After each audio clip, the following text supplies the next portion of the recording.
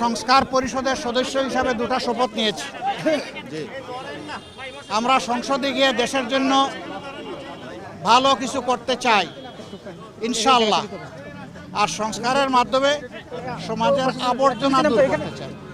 এই আবর্জনা রাস্তার ময়লা, ড্রেইনের ময়লা, ছড়ার ময়লা থেকে শুরু করে মানুষের মনের আবর্জনা আমরা দূর করতে চাই। মানসিক সংশোধনের জন্য আমাদের অভিযান।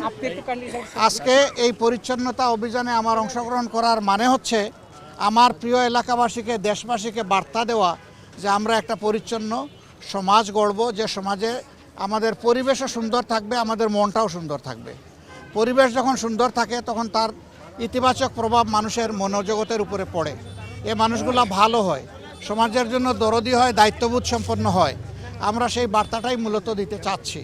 আমাদের ছোট্ট একটা দেশ, আমরা সবাই যদি আন্তরিক হই তাহলে নিজ নিজ আঙ্গিনা আমরা পরিষ্কার রাখলেই দেশ পরিষ্কার হয়ে যাবে। আজকে এই বার্তা দেওয়ার মাধ্যমে আমি আমার এই এলাকার সহকর্মীবৃন্দকে বলবো যে প্রতিদিন ফজরের পরে, আজকে এটা লোক দেখানো নয়, এটা দিয়ে শুরু। প্রতিদিন ফজরের পরে আমাদের প্রত্যেক ইউনিট মিনিমাম আধা ঘন্টা সময় এই পরিচ্ছন্নতার কাজ করবে। 1 ঘন্টা পারলে আরও ভালো। এরপরে যার যার কাজে, পারিবারিক পেশাগত দায়িত্বে তারা ছড়াইয়ে পড়বে, সমাজের অন্যান্য সেবায় ছড়াইয়ে পড়বে। কিন্তু এখন থেকে আমাদের এই এলাকাটা আমরা চাচ্ছি একটা মডেল এলাকা হিসাবে গড়ে উঠুক। আমরা সরকারের ফান্ড পাই না পাই, সরকার আমাদেরকে কি দিবে না দিবে এটার তোয়াক্কা আমরা করব না।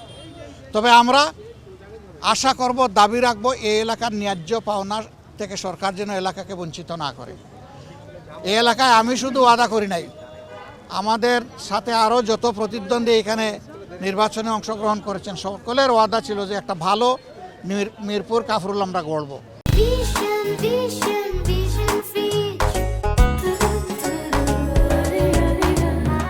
এখন সবার সমবেত দায়িত্ব, আমি সকলের সহযোগিতা চাই। আমার সাথে আরও যারা প্রতিদ্বন্দ্বিতা করেছেন আমি তাদেরকে আন্তরিক অভিনন্দন জানাই। প্রতিযোগিতা করাটাই একটা বিজয়। এবার আমি হয়েছি, আগামীতে তারা হবেন, অসুবিধা নাই। এটাই গণতন্ত্রের সৌন্দর্য। আমাদের কাজের মাধ্যমে জনগণকে প্রশান্তি দেওয়া, জনগণের জীবনে নিরাপত্তা ফিরিয়ে আনা, শঙ্কা দূর করা, একটা ভ্রাতৃত্বমূলক সমাজ ব্যবস্থা গড়ে তোলা, দল মত এবং ধর্মের ঊর্ধ্বে উঠে আমরা এই কাজটা করতে চাই। এই জন্য সারা দেশবাসীর আমরা সহযোগিতা চাই। আমি শুধু মিরপুর না, আমার যত সহকর্মী সারা দেশে ছড়িয়ে আছেন তাদের কাছেও আমার একই বার্তা। এবং আমি এই দায়িত্ব আজকে শেষ করছি না, এটা আমার শুরু। আমি ঢাকায় থাকলে প্রতিদিন এখানে আসব, প্রতিদিন রাস্তা ঝাড়ু দেবো ইনশাআল্লাহ। আর ঢাকার বাইরে থাকলে যেখানে যাব ওখানে আমার সহকর্মীদের নিয়ে আমি কাজ করব। একটা প্রশ্ন ছিল যে নতুন যে মন্ত্রিসভা হয়েছে গতকালকে যারা শপথ নিলেন, এই বিষয়ে আনুষ্ঠানিকভাবে আপনি কি বলবেন? আমি আমার বক্তব্য দিয়েছি, আপনারা মিডিয়া থেকে আমার টাইমলাইন থেকে নেবেন। একটা বিস্তারিত বক্তব্য আমি দিয়েছি, এর বাইরে এখানে ছোট কথায় আমি কিছু বলতে চাচ্ছি। আপনি তো বলেছিলেন যে শক্তিশালী একটি বিরোধী দল হবেন সংসদে এবং রাজপথে, কিন্তু আমরা গত কয়েকদিনের যদি তথ্য বিশ্লেষণ করি, আপনারা অভিযোগ দিয়েছেন নির্বাচন ইঞ্জিনিয়ারিংয়ের, এরপর নির্বাচন পরবর্তী সহিংসতার অনেক ঘটনা আছে। সবশেষ গতকাল সংস্কার পরিষদের শপথ নেয়নি বিএনপি। তো সার্বিক যে বিষয়গুলো, সেখানে আপনাদের শক্ত কোনো অবস্থান? আমরা কালকেই পরিষ্কার করেছি, আপনারা ছিলেন সেখানে? ছিলেন।